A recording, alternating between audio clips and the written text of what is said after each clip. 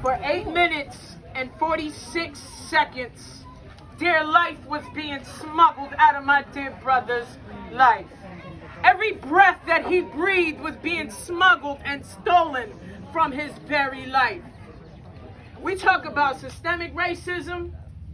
Let's talk about generational racism. Let's talk about your ancestors versus my ancestors and your ancestors trying to overcome my ancestors by taking away our blood, breath, and freedom.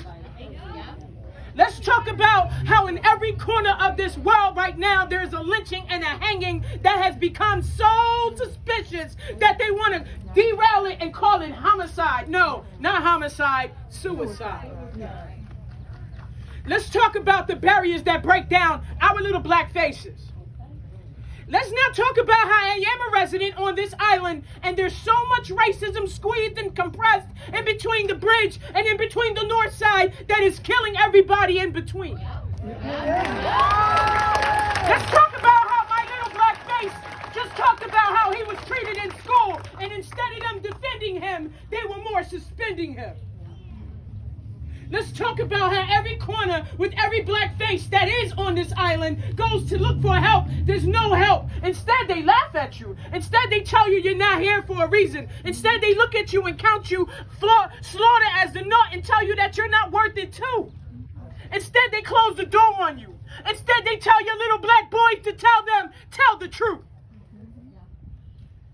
When if I've been counting every day of every year, of every month, of every minute, of every second, of every hour that I've lived on this island, my little black boys don't have one record. My little black boys are honor roll students. My little black boys don't know when it comes to tonight, haven't felt one and haven't felt enough. So how dare you count them out? How dare you tell them that they're not worth nothing? How dare you take their life and put your knee on their neck for 8 minutes and 47 seconds of unbreathing melodies that they are counting in their eyes and rolling back in their head, and tears that are falling down by their leaves, and they're telling themselves, please call my mama. But you haven't heard. Yet are you willing to hear? Instead, you will take them and make them an example shit before people who are really doing the dirt.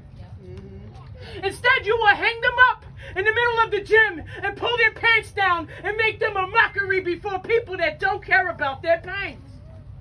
How dare you tell me not to stand up and fight?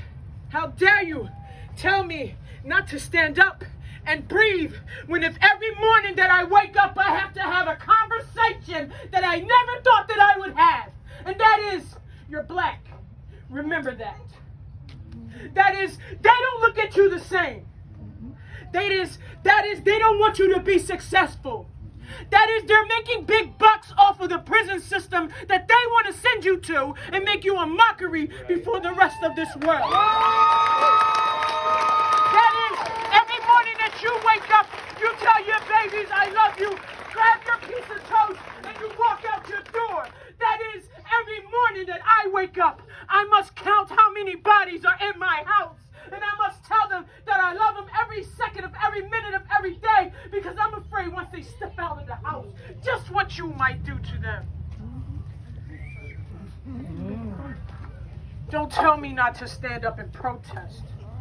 Don't tell me not to stand up and breathe until you've had to face the same thing that my ancestors and my grandmothers and my grandfathers and my family before me, now including me, have to see. The only thing you can do right now is rally for change so that my little black babies don't have to work and worry about a life in a world that sees them as evil like you see me.